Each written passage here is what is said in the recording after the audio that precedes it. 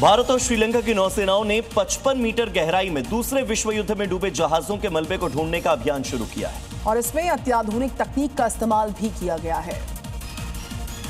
भारतीय और श्रीलंका नौसेना के गोताखोरों ने अत्याधुनिक तकनीक का प्रदर्शन करते हुए 55 मीटर से ज्यादा गहराई में कामयाब मिक्स्ड गैस डाइव को अंजाम दिया। यह अभियान द्वितीय विश्व युद्ध के जहाज SS वॉर्सेस्टर और प्रथम विश्व युद्ध के SS परसेस के मलबों पर किया गया। इस ऑपरेशन में उच्च स्तर की सटीकता, सुरक्षा और समन्वय देखने को मिला। नौसेनाओं के बीच ये साझेदारी समुद्री सहयोग और इंटर ऑपरेबिलिटी को और मजबूत करती है।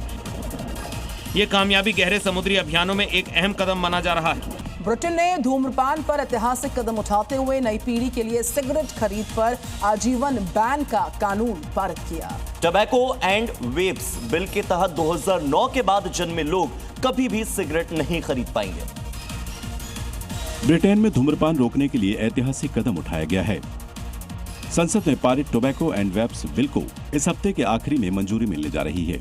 इसके तहत 1 जनवरी 2009 या उसके बाद जन्मे लोगों के लिए सिगरेट खरीदना जीवन भर के लिए प्रतिबंधित कर दिया जाएगा।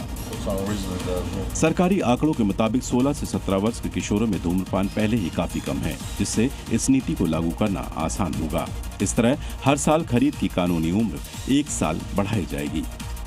बात कर लेते हैं तमिलनाडु की, जहां पर तिरुवन्नामलाई में भगवान कैलाश नाथर और देवी अराम्बलार्था का जो चिथिराई मंदिर है, वहां पर रथ महोत्सव बहुत ही भव्यता के साथ, दिव्यता के साथ और उत्साह के साथ मनाया गया। देखिए तस्वीरें। इस मौके पर भगवान कैलाश नाथर की भव्य रथ यात्रा निकाली गई। रथ यात्रा में भगवान और देवी की मूर्तियों को सजाया गया और भव्य रथ में बिठाकर उनको नगर भ्रमण कराया गया। भव्य यात्रा में लाखों श्रद्धालुओं ने बढ़ चढ़कर हिस्सा लिया और जंजीरों से रथ को खींचकर भगवान के प्रति अपनी भक्ति को प्रदर्शित किया। रथ यात्रा के दौरान सांस्कृतिक कार्यक्रम, पारंपरिक संगीत और भजनों ने माहौल को और आध्यात्मिक बना दिया। ऐसे महोत्सव न केवल धार्मिक महत्व रखते हैं, बल्कि समाज में एकता और उमंग का भी संचार करते हैं।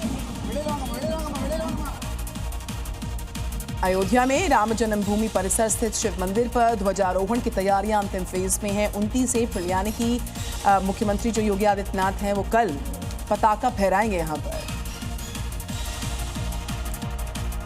मुख्यमंत्री योगी आदित्यनाथ 29 अप्रैल को शाम 5 बजे राम मंदिर के परकोटा में बने भगवान शिव मंदिर के शिखर पर ध्वजारोहण करेंगे। मुख्यमंत्री पहले रामलला और हनुमानगढ़ी में विधिवत दर्शन पूजन भी करेंगे। कार्यक्रम को लेकर प्रशासन पूरी तरह सतर्क है। डीएम और एसएसपी ने अपनी टीम के साथ एयरपोर्ट, रामकथा पार्क, हेलीपैड और अन्य स्थलों का निरीक्षण कर तैयारियों का जायजा लिया। कार्यक्रम के दौरान अयोध्या धाम में रूट डायवर्जन लागू रहेगा। इस आयोजन में बीजेपी जनप्रतिनिधियों और राष्ट्रीय स्वयंसेवक संघ के करीब 700 स्थानीय कार्यकर्ता शामिल होंगे। श्री केदारनाथ धाम में जो यात्रा है उसमें व्यवस्थाओं को बेहतर बनाने के लिए जिलाधिकारी युद्ध स्तर पर डटे हुए हैं। पूरा प्रशासन लगभग 1 हफ्ते तक वहां मौजूद रहा और लगातार व्यवस्थाओं की निगरानी करता रहा।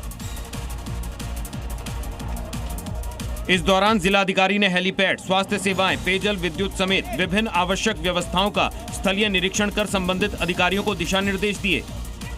प्रशासन के मुताबिक धाम में श्रद्धालुओं की भारी भीड़ को देखते हुए उसके नियंत्रण के लिए प्रशासन के पास पर्याप्त व्यवस्थाएं हैं। यात्रा पूरी तरह से चल रही है। सभी तैयारियों पर निगरानी रखी जा रही है।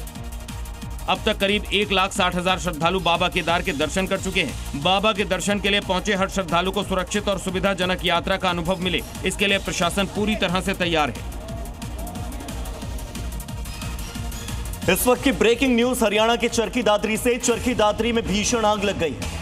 झिंझर के खेतों में ये आग भड़की है। बड़े पैमाने पर नुकसान का अनुमान व्यक्त किया जा रहा है।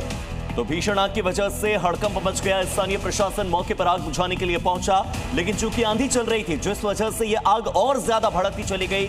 आग कई एकड़ की फसल को जलाकर राख कर चुकी है, खाक कर चुकी है।